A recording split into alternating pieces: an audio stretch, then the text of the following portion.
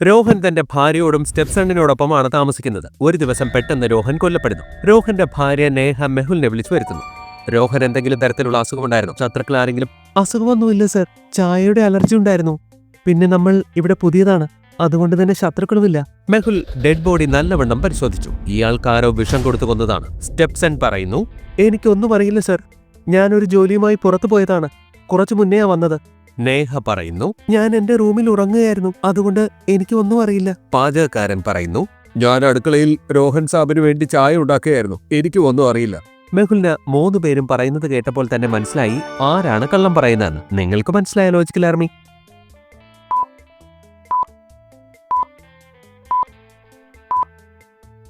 ഇവിടെ കള്ളം പറഞ്ഞത് പാചകക്കാരനാണ്. നേഹ ആദ്യമേ പറഞ്ഞിരുന്നു രോഹന് ചായ അലർജിയാണെന്ന്. പിന്നെ പാചകക്കാരൻ എന്തിനാ രോഹന് വേണ്ടി ചായ ഉണ്ടാക്കുന്നത്? ഈ പാചകക്കാരൻ കള്ളമാണ് പറയുന്നത്. മെഹുൽ അവനെ കൈയോടെ പിടികൊടുത്തു. അടുത്ത റെഡിലേക്ക് പോകാം. സ്വാതി, അർജുൻ, വിവേക്, നീരജ് 4 പേരും കൂടി സ്വാതിയുടെ വീട്ടിൽ പാർട്ടി നടത്തുകയായിരുന്നു. പെട്ടെന്ന് നീരജ് പടിയിൽ നിന്ന് വീഴുന്ന ശബ്ദം കേട്ട് മറ്റുള്ളവർ വന്ന് നോക്കിയപ്പോൾ നീരജ് തറയിൽ കവിഴ്ന്നു കിടക്കുകയായിരുന്നു. വിവേക് ചെക്ക് ചെയ്തു നോക്കിയപ്പോൾ അവൻ മരിച്ചിരുന്നു. വിവേക് പെട്ടെന്ന് തന്നെ ഡിറ്റക്റ്റീവ് മെഹുലിനെ അവിടേക്ക് വിളിച്ചു വരുത്തുന്നു. മെഹുൽ ക്രൈം സീൻ നല്ലതുപോലെ നോക്കുന്നു. നീരജിന്റെ കൊല നടന്നപ്പോൾ ഇവിടെ ആരൊക്കെ ഉണ്ടായിരുന്നു? ഇവനെ കൊന്നതല്ല സർ, പടിയിൽ നിന്ന് വീണു മരിച്ചതാണ്. അല്ല, ഇയാളെ കൊന്നിരിക്കുകയാണ്. ലോജിക്കൽ ആർമി, മെഹുൽ ഇത്ര കോൺഫിഡന്റ് ആയി എങ്ങനെയാണ് പറയുന്നത് നീരജിന്റേത് കൊലപാതകമാണെന്ന്?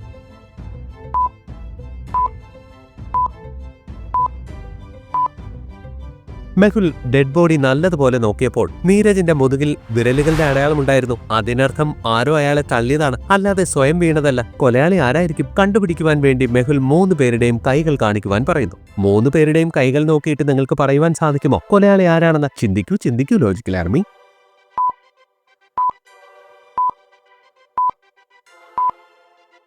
സ്വാതിയുടെയും വിവേകിന്റെയും കയ്യിൽ മഞ്ഞ നിറം പുരണ്ടിരുന്നു.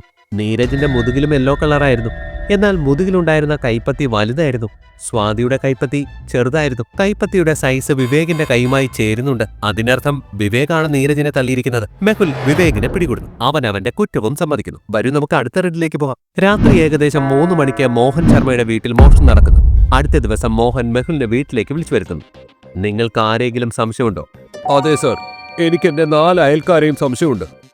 മോഹൻ പറഞ്ഞതനുസരിച്ച് മെഹുൽ 4 പേരെയും വിളിച്ചു വരുത്തുന്നു. എന്നിട്ട് ഒരു ചോദ്യം ചോദിക്കുന്നു.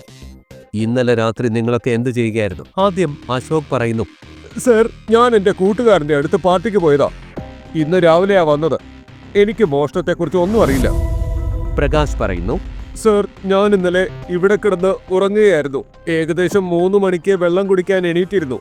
മോഷണം ഉണ്ടാകുമെന്ന് അറിഞ്ഞിരുന്നുവെങ്കിൽ ഞാൻ ഉറപ്പായും രക്ഷപ്പെടുത്തുവാനും വന്നേനെ. ഓം പറഞ്ഞു, ഞാൻ എന്റെ ഓഫീസിൽ ഓവർ ടൈം ചെയ്യുകയായിരുന്നു. എന്നെ ഇതിൽ വലിച്ചിടല്ലേ സർ. പ്രേം പറയുന്നു, ഞാൻ ഇന്നലെ രാത്രി മുഴുവനും കൂട്ടുകാരനെ കാണാൻ പോയിരുന്നു. എനിക്കൊന്നും അറിയില്ല മോഷണത്തെക്കുറിച്ച്. 4 പേരും പറയുന്നത് കേട്ടിട്ട് മെഹുലിന് ഉടൻ തന്നെ മനസ്സിലാകുന്നു ആരാണ് മോഷണം നടത്തിയതെന്ന്. എന്താ നിങ്ങൾക്ക് മനസ്സിലായ ലോജിക്കൽ ആർമി?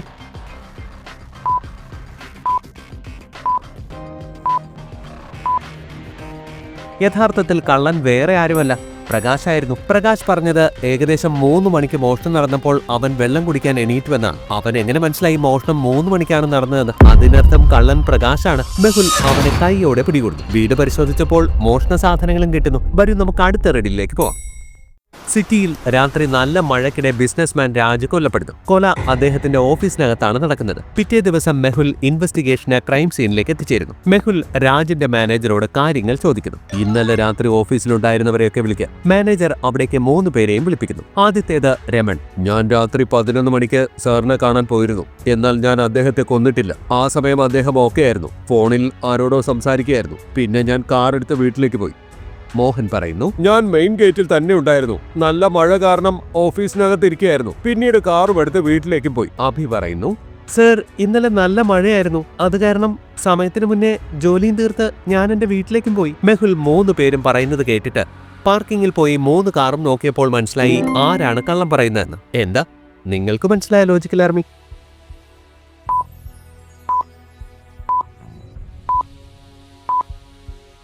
3 പേരുടെയും കാറിന്റെ താഴെ നോക്കൂ. അഭിയുടെ കാറിന്റെ താഴെ ഉണങ്ങിയിരിക്കുന്നു. കാർ ഇവിടെ നിന്ന് പോയെങ്കിൽ വെള്ളം കാറിന്റെ താഴെയുള്ള ഭാഗങ്ങളിൽ കാണുമായിരുന്നു, രമണിന്റെയും മോഹന്റെയും കാറിന്റെ താഴെ ഉള്ളതുപോലെ.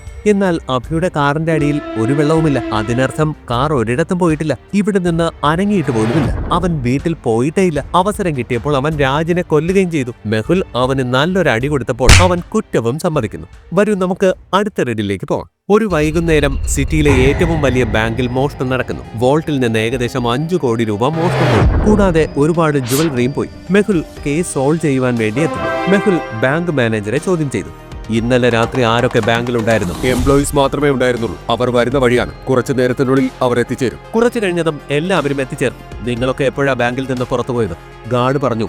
ഞാൻ മുഴുവൻ ടൈമും ഗേറ്റിൽ തന്നെ ഉണ്ടായിരുന്നു. അമിത് പറഞ്ഞു. ഞാൻ ക്ലീനിങ് ചെയ്യുകയായിരുന്നു സാർ. എനിക്കൊന്നും അറിയില്ല. ചേതൻ പറയുന്നു. വോൾട്ടിന്റെ താക്കോൽ എപ്പോഴും എന്റെ കയ്യിലായിരിക്കും. ഞാനാണ് അത് ലോക്ക് ചെയ്തത്. അറിയില്ല ആരാണ് വോൾട്ട് പൊട്ടിച്ച് മോഷണം നടത്തിയതെന്ന്. ദീപക് പറയുന്നു.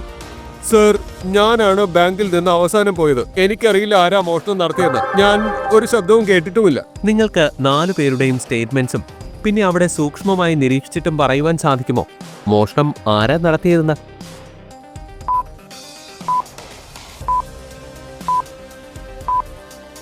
മെഹുലിന് വോൾട്ട് കണ്ടപ്പോഴേ മനസ്സിലായി മോഷണം ചേതനാണ് ചെയ്തതെന്ന്. എന്നാൽ അവൻ താക്കോൽ ഉപയോഗിച്ച് മോഷണം നടത്തിയിരുന്നുവെങ്കിൽ പിടിക്കപ്പെടുമായിരുന്നു. അതുകൊണ്ട് അവൻ ലോക്കർ പൊട്ടിച്ച് മോഷണം നടത്തി. മെഹുൽ അവനെ ക്വസ്റ്റ്യൻ ചെയ്തപ്പോൾ ലോക്കർ പൊട്ടിച്ചാണ് മോഷണം നടത്തിയതെന്ന് അവൻ പറഞ്ഞിരുന്നു. മാസ്റ്റർ കീ ഉണ്ടാക്കി മോഷണം ചെയ്യുവാൻ പറ്റും. മെഹുൽ അവനെ കൈയോടെ പിടികൂടുന്നു.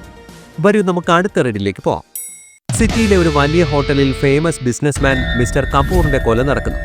മെഹുൽ ഇൻവെസ്റ്റിഗേഷന് വേണ്ടി ക്രൈം സീനിലേക്ക് എത്തിച്ചേരുന്നു. മെഹുൽ ഹോട്ടൽ മാനേജറോട്, മിസ്റ്റർ കപൂർ ഇന്നലെ കണ്ടവരെയും സംസാരിച്ചവരെയും എനിക്ക് കാണണം.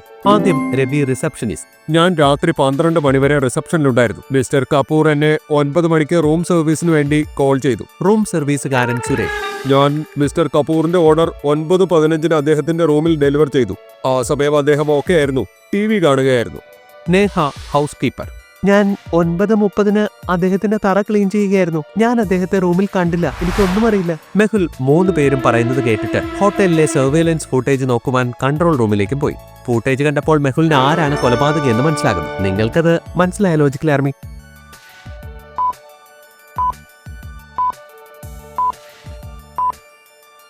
കൊലപാതകി സുരേഷാണ്. എന്തുകൊണ്ടെന്നാൽ മെഹുൽ CCTV ഫുട്ടേജസ് നോക്കിയപ്പോൾ സുരേഷിന്റെ കയ്യിൽ റൂം സർവീസ് ട്രേയിലായിരുന്നു. വെറും കൈയോടെയാണ് റൂമിലേക്ക് കയറിയത്. അതിനർത്ഥം അവൻ മിസ്റ്റർ കപൂറിന് റൂം സർവീസ് ഡെലിവർ ചെയ്യുവാൻ പോയതെന്ന് കള്ളം പറഞ്ഞതാണ്. അവൻ വെറുതെ എക്സ്ക്യൂസ് ഉണ്ടാക്കിയതാണ്. റൂമിൽ കയറി കപൂറിനെ കൊല്ലുവാൻ വേണ്ടിയിട്ട്. മെഹുൽ സുരേഷിനെ പിടികൂടി. വരും, നമുക്ക് അടുത്ത റെഡിലേക്ക് പോവാം. മിസ്റ്റർ വർമ്മ മെഹുലിനെ കാണുവാനായി പോകുന്നു. എന്നിട്ട് പറഞ്ഞു, എന്റെ മകൾ അഞ്ജലി ആരോ കൊന്നിരിക്കുന്നു. അവൾ അവളുടെ മുറിയിൽ മരിച്ചു കിടക്കുന്നതായാ കണ്ടത്. നിങ്ങൾക്ക് ആരെങ്കിലും സംശയമുണ്ടോ? എനിക്ക് 3 പേരെ സംശയമുണ്ട്. രോഹൻ, സുമൻ, അർജുൻ. മെഹുൽ അവരെ 3 പേരെയും കാണുവാൻ വേണ്ടി പോയി. ആദ്യം മെഹുൽ രോഹന്റെ വീട്ടിലേക്ക് എത്തുന്നു. രോഹനെ ചോദ്യം ചെയ്യുന്നു. അഞ്ജലിയെ അവസാനമായി എപ്പോഴാ കണ്ടത്? ഞാൻ ഇന്നലെ ഉച്ചയ്ക്ക് അഞ്ജലിയെ കാണുവാൻ പോയിരുന്നു. അഞ്ജലിക്ക് ഡിറ്റക്റ്റീവ് മെഹുൽ കോമിക് ബുക്ക് ലൈബ്രറിയിൽ തിരിച്ചു കൊടുക്കണമായിരുന്നു. ബുക്ക് തിരിച്ചു കൊടുത്ത് ഞാൻ വീട്ടിലും വന്നു. അതിനുശേഷം മെഹുൽ സുമന്റെ വീട്ടിലേക്ക് പോയി. എന്നിട്ട് സുമനെ ചോദ്യം ചെയ്യുന്നു. നിങ്ങൾ അഞ്ജലിയെ അവസാനമായി എപ്പോഴാ കണ്ടത്? ഞാൻ അഞ്ജലിയെ 2 ദിവസം മുൻപ് ഷോപ്പിംഗ് മാളിൽ വെച്ച് കണ്ടിരുന്നു. അതിനുശേഷം അവളുമായി സംസാരിച്ചിട്ട് പോലുമില്ല. അതിനുശേഷം മെഹുൽ അർജുന്റെ വീട്ടിലേക്ക് പോയി അർജുനെ ചോദ്യം ചെയ്യുന്നു.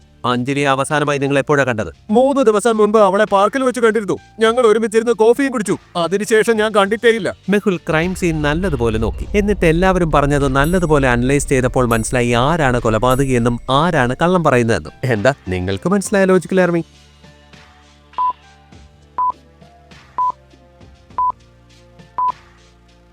നിങ്ങൾ അഞ്ജലിയുടെ റൂം ശ്രദ്ധിച്ചു നോക്കിയാൽ കാണാം ബോഡിയുടെ അടുത്ത് ഡിറ്റക്റ്റീവ് മെഹുൽ കോമിക് ബുക്ക് കിടക്കുന്നത്. എന്നാൽ രോഹൻ പറഞ്ഞത് ആ ബുക്ക് തിരിച്ചു കൊടുക്കുവാൻ വേണ്ടി അഞ്ജലിയെ കണ്ടുവെന്നാണ്. ഈ ബുക്ക് ഇപ്പോഴും ഇവിടെ ഉണ്ടെങ്കിൽ പിന്നെ രോഹൻ എന്ത് തിരിച്ചു കൊടുക്കുവാൻ വേണ്ടിയിട്ടാണ് പോയത്? അവൻ കള്ളമാണ് പറഞ്ഞത്. മെഹുൽ അവനെ പിടികൂടുന്നു. എന്നിട്ട് നല്ലൊരു അടിയും കൊടുക്കുന്നു. അതോടെ രോഹൻ തന്റെ തെറ്റും സമ്മതിക്കുന്നു. വരൂ, നമുക്ക് അടുത്ത റെഡിയിലേക്ക് പോവാം.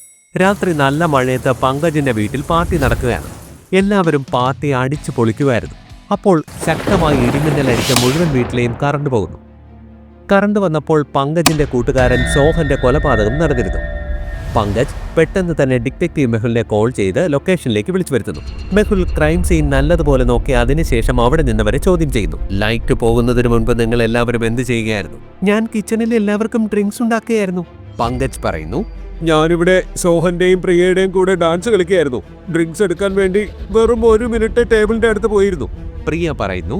സോഹന്റെ ഗ്ലാസ്സിൽ നിന്ന് വൈൻ എന്റെ ഡ്രസ്സിലേക്ക് വീണിരുന്നു. അത് വൃത്തിയാക്കുവാൻ വേണ്ടി വാഷ്റൂമിലൊന്ന് പോയിരുന്നു. എനിക്കൊന്നും അറിയില്ല സർ. കോമൾ പറഞ്ഞു. ഞാൻ കാറിൽ നിന്ന് കുറച്ച് സാധനങ്ങൾ എടുക്കുവാൻ പുറത്തു പോയിരുന്നു. ഞാൻ ഒന്നും തന്നെ കണ്ടിട്ടില്ല സർ. മെഹുൽ എല്ലാവരും പറയുന്നത് കേട്ടു. എന്നിട്ട് എല്ലാവരെയും നല്ലവണ്ണം നോക്കുന്നു. മെഹുലിന് മനസ്സിലായി ആരാണ് കൊല ചെയ്തതെന്നും കള്ളം പറയുന്നതെന്നും. നിങ്ങൾക്ക് അത് മനസ്സിലായ ലോജിക്കൽ ആർമി.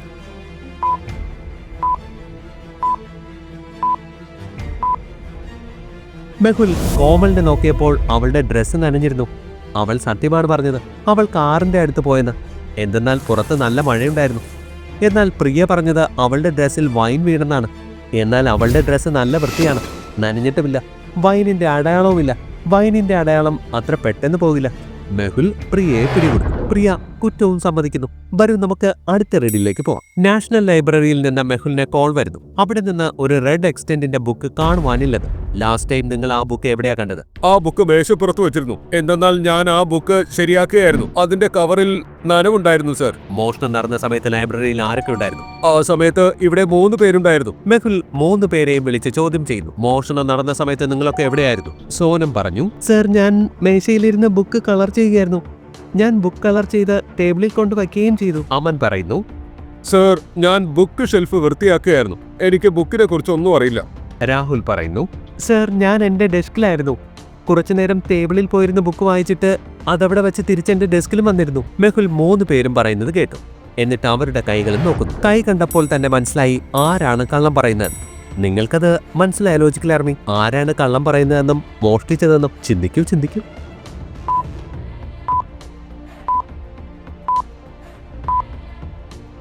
മെഹുൽ 3 പേരുടെയും കൈകൾ നോക്കിയപ്പോൾ സോനത്തിന്റെ കയ്യിൽ റെഡ് കൂടാതെ യെല്ലോ, ഗ്രീൻ കളറുകളും ഉണ്ടായിരുന്നു. സോനം പറഞ്ഞത് സത്യമാണ്. രാഹുൽ പറഞ്ഞത് അവൻ ബുക്ക് വായിക്കുവാൻ പോയിട്ട് തിരിച്ചു വരികയും ചെയ്തുവെന്നാണ്. ലൈബ്രറിയൻ പറഞ്ഞിരുന്നു കവറിൽ നനവുണ്ടായിരുന്നുവെന്ന്. അതുകൊണ്ട് അവന്റെ കയ്യിൽ റെഡായി. എന്നാൽ അവന്റെ കയ്യിൽ റെഡ് എങ്ങനെയായി? അവൻ ഷെൽഫ് വൃത്തിയാക്കിയായിരുന്നു. അതിനർത്ഥം അവൻ കള്ളം പറയുകയാണ്. അവൻ ബുക്കിന്റെ അടുത്ത് വന്ന് അതിൽ പിടിച്ചിട്ടുണ്ട്.